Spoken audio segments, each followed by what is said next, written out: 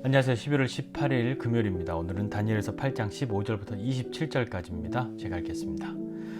나 다니엘이 이 환상을 보고 그 뜻을 알고자 할 때에 사람 모양 같은 것이 내 앞에 섰고 내가 들은즉 을레강 두 언덕 사이에서 사람의 목소리가 있어 외쳐 이르되 가브리엘아 이 환상을 이 사람에게 깨닫게 하라 하더니 그가 내가 선 곳으로 나왔는데 그가 나올 때에 내가 두려워서 얼굴을 땅에 대고 엎드리매 그가 내게 이르되 인자야 깨달아 알라 이 환상은 정한 때 끝에 관한 것이니라. 그가 내게 말할 때에 내가 얼굴을 땅에 대고 엎드려 깊이 잠들매 그가 나를 어루만져서 일으켜 세우며 이르되 진노하시는 때가 마친 후에 될 일을 내가 네게 알게 하리니 이 환상은 정한 때 끝에 관한 것임이라. 내가 본 바 두 뿔을 가진 수장은 곧 메대와 바사 왕들이요 털이 많은 숫 염소는 곧 헬라 왕이요 그의 두 눈 사이에 있는 큰 뿔은 곧 그 첫째 왕이요 이 뿔이 꺾이고 그 대신에 네 뿔이 났은즉 그 나라 가운데에서 네 나라가 일어나되 그의 권세만 못하리라. 이 네 나라 마지막 때에 반역자들이 가득할 즈음에 한 왕이 일어나리니 그 얼굴은 뻔뻔하며 속임수에 능하며 그 권세가 강할 것이나 자기의 힘으로 말미암은 것이 아니며 그가 장차 놀랍게 파괴 행위를 하고 자의로 행하여 형통하며 강한 자들과 거룩한 백성을 멸하리라. 그가 꾀를 베풀어 제 손으로 속임수를 행하고 마음에 스스로 큰 채하며 또 평화로운 때에 많은 무리를 멸하며 또 스스로 서서 만왕의 왕을 대적할 것이나 그가 사람의 손으로 말미암지 아니하고 깨지리라. 이미 말한 바 주야에 대한 환상은 확실하니 너는 그 환상을 간직하라. 이는 여러 날 후의 일임이라 하더라. 이에 나 다니엘이 지쳐서 여러 날 알타가 일어나서 왕의 일을 보았느니라. 내가 그 환상으로 말미암아 놀랐고 그 뜻을 깨닫는 사람도 없었느니라. 아멘. 다니엘이 이 환상을 보고 그것이 무슨 뜻인지 너무 알고자 했습니다. 그래서 이 환상을 보고 그 뜻을 알고자 할 때에 다니엘이 볼 때 사람의 모양 같은 것이 자신 앞에 섰고 이 을레강 두 언덕 사이에서 사람의 목소리가 있어서 가브리엘아 이 환상을 이 사람에게 깨닫게 하라 하는 이야기를 들은 거죠. 다니엘은 그 환상의 뜻을 알고자 했습니다. 하나님께서 자기에게 보여주신 것, 자기에게 말씀하시는 것, 그것이 무슨 뜻인지 너무 알고 싶었죠. 그래서 다니엘이 그렇게 하나님 앞에 있으니까 하나님이 다니엘이 이것을 깨달을 수 있도록 하라 하고 가브리엘을 부르시죠. 그리고 가브리엘이 와서 이야기합니다. 너는 잘 듣고 이것을 깨달아야 한다고. 이것은 하나님이 정하신 때에 그때의 마지막에 될 일을 말하고 있다라고 이야기하죠. 가브리엘의 등장에 다니엘은 압도됩니다.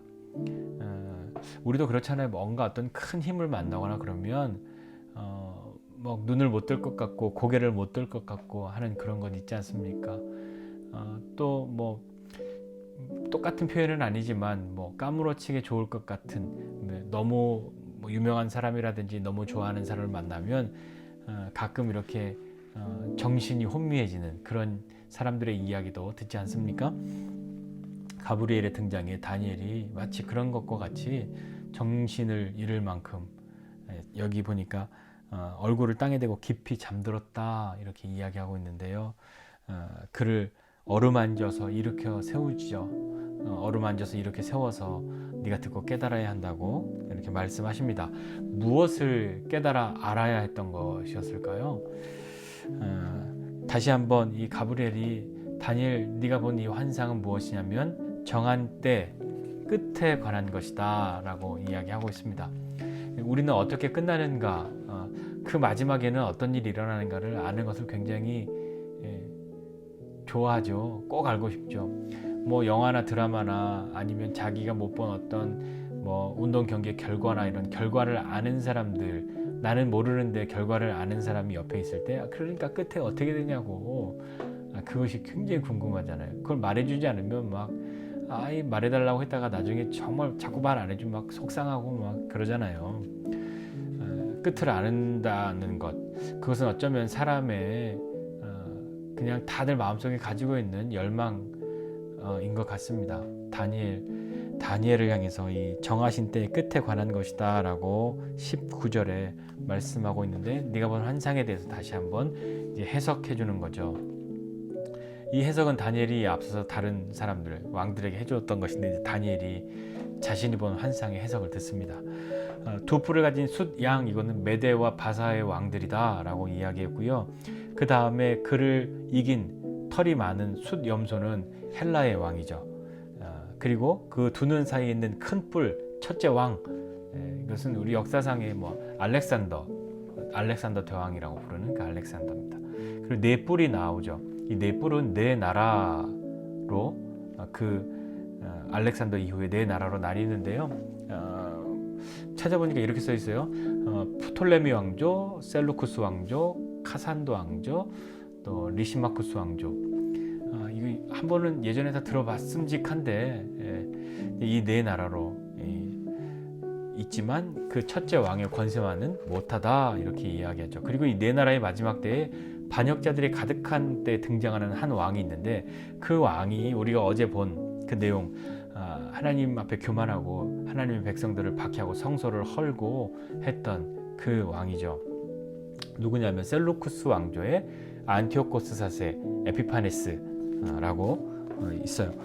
우리가 원래 알던 사람은 아니잖아요, 그죠?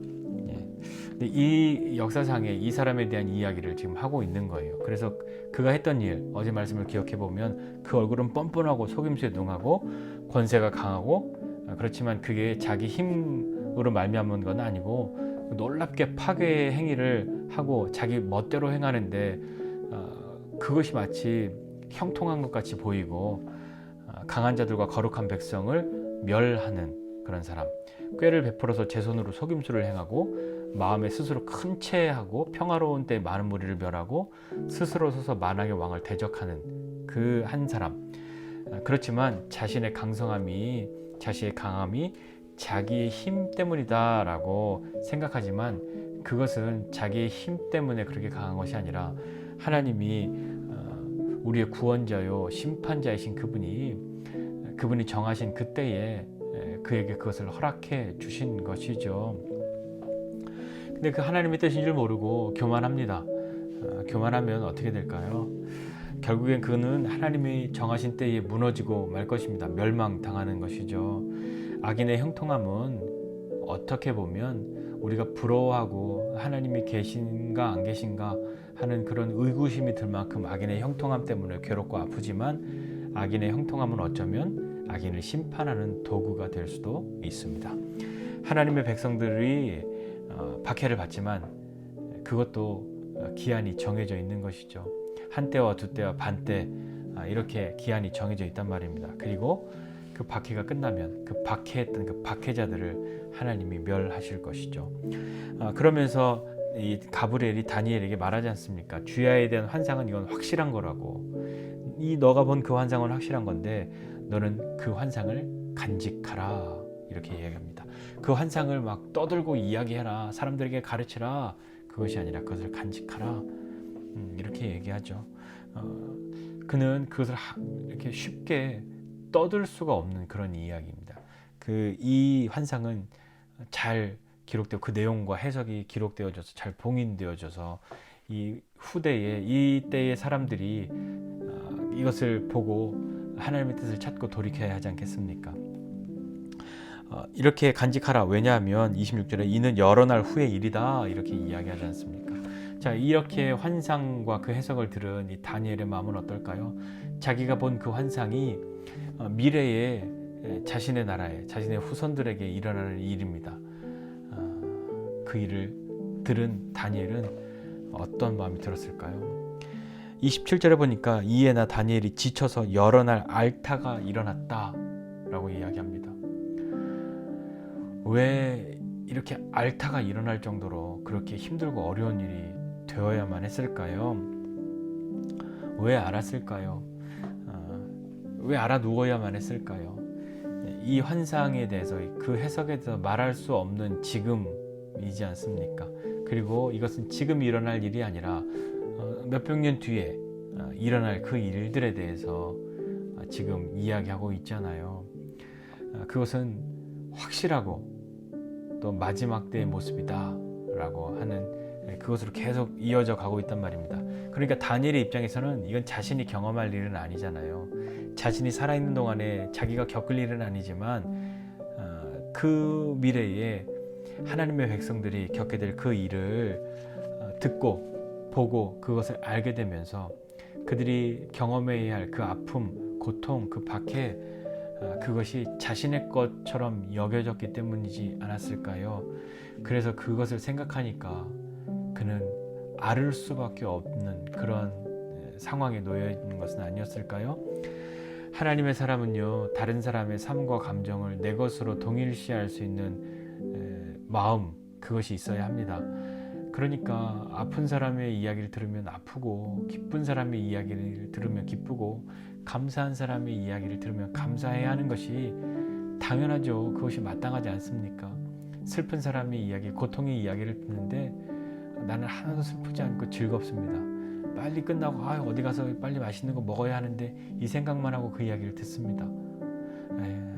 참 인간적이지 않습니다. 정말 인간적인 것은 하나님은 우리를 다른 사람의 마음, 그 사람의 어떤 삶, 감정 이런 것들을 내 것으로 여길 수 있는 그런 마음을 우리에게 주신 분 아니시겠습니까? 그 마음을 잃지 않고 있어야 하나님 사랑하고 사람 사랑하는 그런 사람 되지 않을까요? 물론 하나님 없이 다른 사람들의 편을 들어주어라, 무조건 사람들의 마음을 읽어내라 하는 것이 아니라요, 아픈 것은 함께 아파하고 괴로운 것은 함께 괴로워하고 기쁘고 감사한 것은 함께 그렇게 할 수 있는 것, 그것이 정말 하나님의 사람들에게 더더욱 요구되는 그런 일입니다. 그 환상 때문에 다니엘은 놀랐는데, 그런데 이걸 누구에게 말할 수도 없고 이걸 깨달을 수 있는 사람도 없다는 거죠. 다 이해할 수는 없지만 그래도 이것은 분명해, 이것은 확실해 라고 하는 그것 때문에 다니엘도 쉽지 않았을 겁니다. 우리가 이 이야기를 듣는다고 해서 뭐 큰 뿔은 뭐고 뭐가 나오는데 이건 다음 나라고 막 이런 이야기들을 지금 우리가 이렇게 듣고 과거에 이런 나라가 있었지 라고 대입해 보면서 이게 이런 일이었구나 라고 듣지만, 다니엘이 이 이야기를 들었을 때 모든 것이 다 이해가 되었을까요? 알렉산더가 나오는구나 그렇게 생각했을까요? 그렇게까지는 생각하지 않았을 거잖아요. 그렇지만 마지막 때 일어날 이 일은 확실하다 하는 겁니다.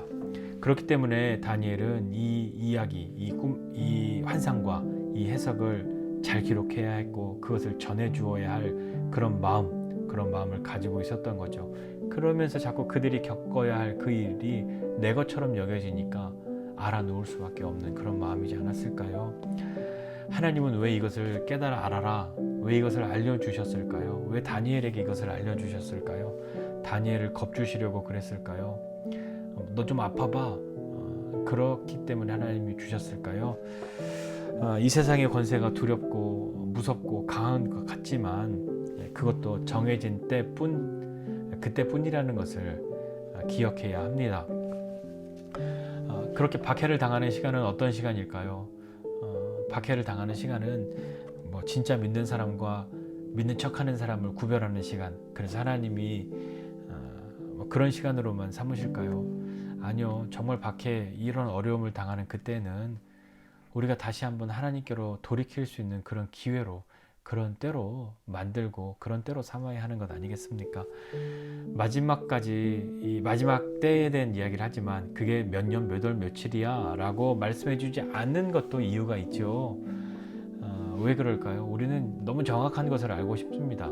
그래서 누군가가 나는 그때를 알아 라고 말하면 귀가 솔깃하고, 그런 사람들을 가까이 가면 뭔가 사람들이 깨달을 수 없는 뭔가 신비로운 것을 깨달을 것만 같은 느낌적인 느낌이 있지만, 안타깝게도 대부분은 그 기대를 채울 수가 없습니다.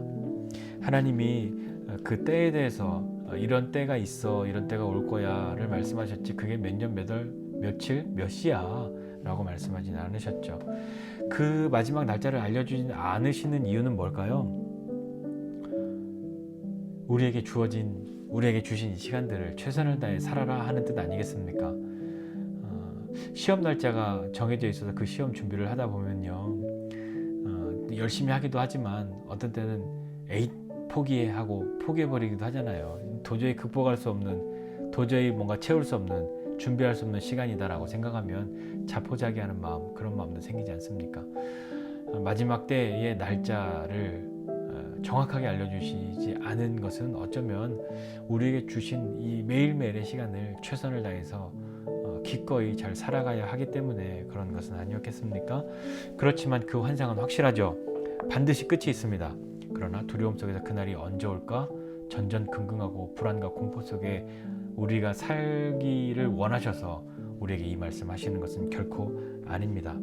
그날이 가까워 옴을 볼수록 우리는 우리에게 인생을 허락하신 그 하나님의 뜻이 무엇인지 알고 그 하나님의 마음에 집중하면서 믿음으로 이 땅을 살아가고 하나님의 영광을 위해서 기꺼이 우리의 인생을 쓸 수 있는 그런 사람이 되어야 하지 않겠습니까? 이런 어떤 종말에 대한 이야기 참 어렵습니다. 우리는 이미 오래전에 수십 년 전에 경험들을 통해서 30년 전에 그런 일이 있었잖아요. 시한부 종말론 이런 것이 있어서 이미 그런 것에 한번 크게 되었기 때문에 종말을 이야기하는 것이 더더군다나 조심스러워졌습니다. 그렇지만 종말은 있는 것이죠. 이 정하신 때의 끝은 있는 겁니다.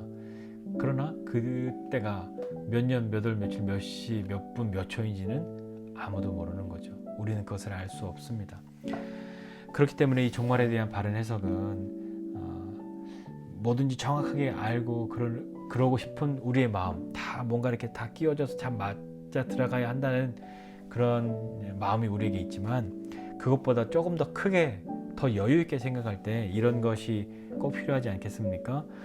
모든 것이 하나님의 주권에 있고 하나님의 계획하신 가운데 이루어지고 있음을 믿고 하나님을 바라보고 이 정하신 그때의 마지막을 향해서 우리가 가고 있다면 우리는 하루하루를 어떻게 살아야 할 것인가 그렇게 바라보고 하나님이 정하신 일은 반드시 하나님이 하신다.